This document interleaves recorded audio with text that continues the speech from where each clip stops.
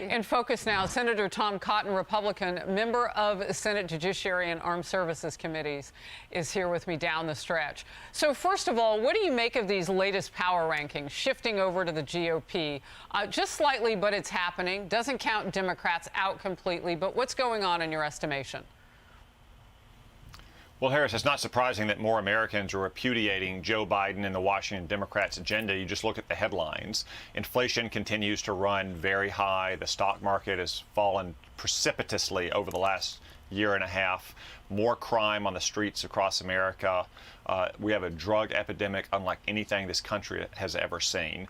I was on the campaign trail yesterday in Pennsylvania with Dr. Oz. We visited a natural gas pad in western Pennsylvania. That natural gas provides thousands of good, high-paying jobs to hardworking Pennsylvanians and Ohioans.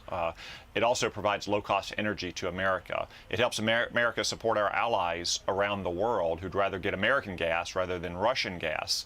And it's good for our environment because it's so clean burning as opposed to, say, foreign coal. Yet John Fetterman and Joe Biden and the Democrats would ban the techniques that we have to get that gas out of the ground. That's why Democrats are losing in the polls. That's why they're going to lose badly in 3 weeks. I don't know how much time John Fetterman has to focus on that with the crime that's just out of control, particularly in Philadelphia. I wholeheartedly mean that. He might have been part of the problem with words like show the criminals mercy. So that's a big way to go. And now you got energy mixed in too. Inflation. And it gets mentioned every conversation. You mentioned it a few moments ago. A few days ago, President Biden said there may be a chance of a slight recession, but maybe just slight. Well, Bloomberg out with a new projection. There is a 100% chance of a recession in the next year, given the decade's high inflation, Fed interest hikes, and tense political climate.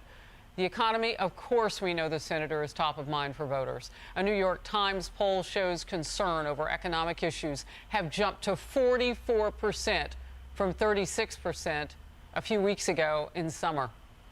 Americans also are weary when it comes to the president's performance on those top issues. New Fox polling puts Biden's inflation approval at just 29%. Where are the 29% who actually like where inflation is?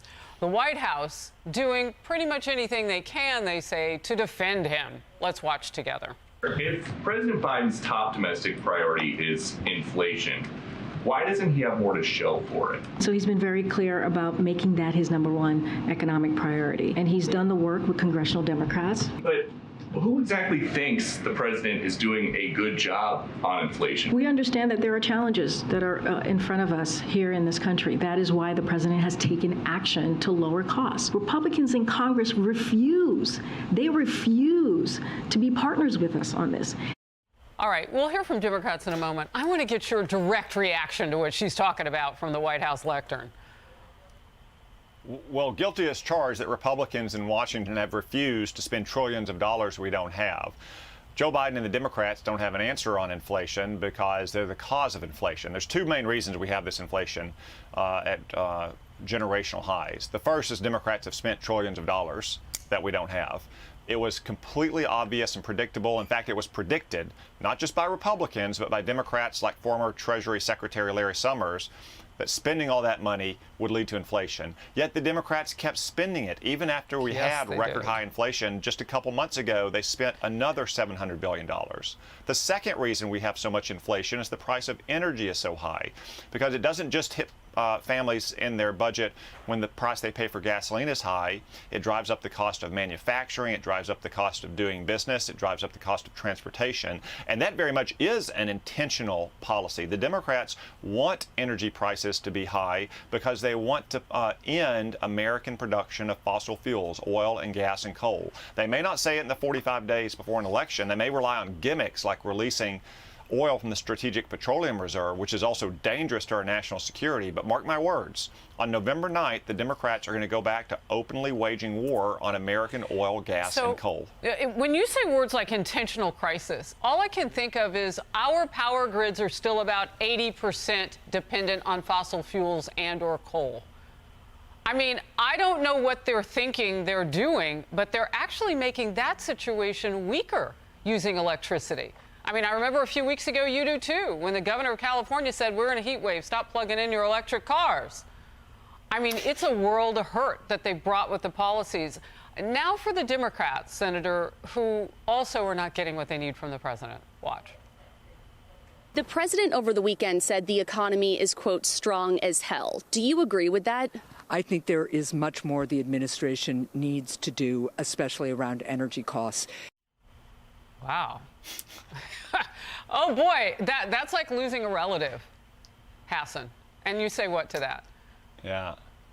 Well, every one of these Democrats, Maggie Hassan in New Hampshire, Raphael Warnock in Georgia, Mark Kelly in Arizona, Catherine Cortez Masto in Nevada, any one of them could have put their foot down in a 50-50 Senate and demanded that Joe Biden stop his war on American oil and gas and coal, and they didn't. They were a rubber stamp for Joe Biden, and a vote for any Democrat this year is a vote for Joe Biden's agenda. If you want affordable and reliable energy in this country, you need to vote Republican on November 8th.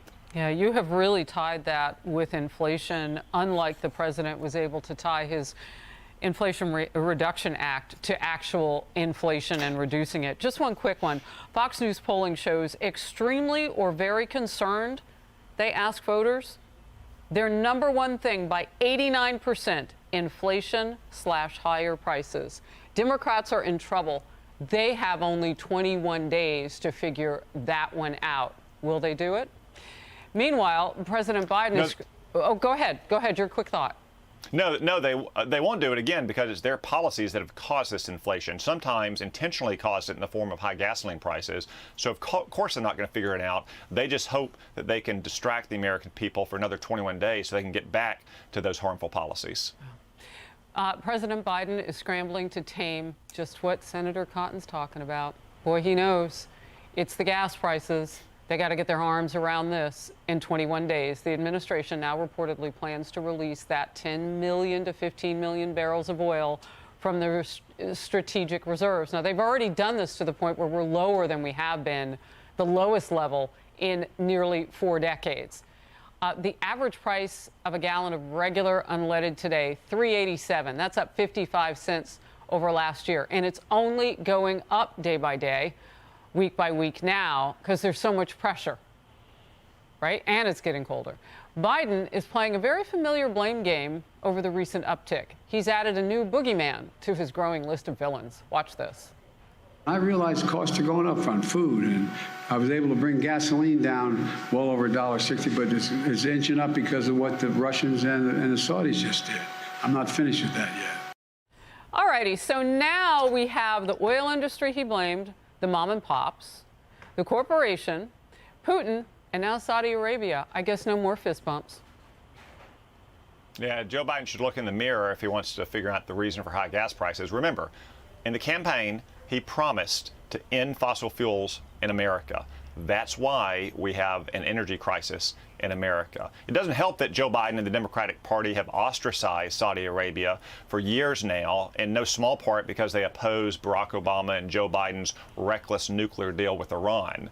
But the bottom line is we shouldn't have to rely on anyone for our oil and gas and coal. We have more than enough, not only to support our own needs, but to support our friends around the world. We certainly shouldn't resort to dangerous gimmicks like drawing down our strategic petroleum reserve. We shouldn't have to go hat in hand to dictatorships like Venezuela and Iran. We really shouldn't even have to rely on friendly nations like Saudi Arabia and Canada that supply other nations. We can supply our own energy if we will simply unleash America's miners and roughnecks and the entrepreneurs who are ready to get the resources out of the ground that God put in to help power our economy and provide affordable, reliable energy for America's families and businesses. Now, I hope no one missed what you just said, because we get the part about how we now are no longer independent or self-sufficient, and that is horrible.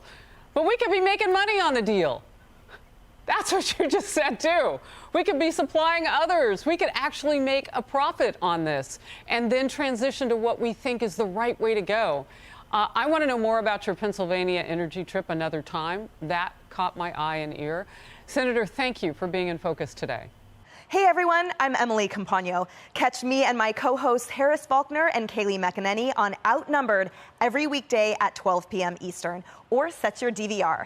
Also, don't forget to subscribe to the Fox News YouTube page for daily highlights.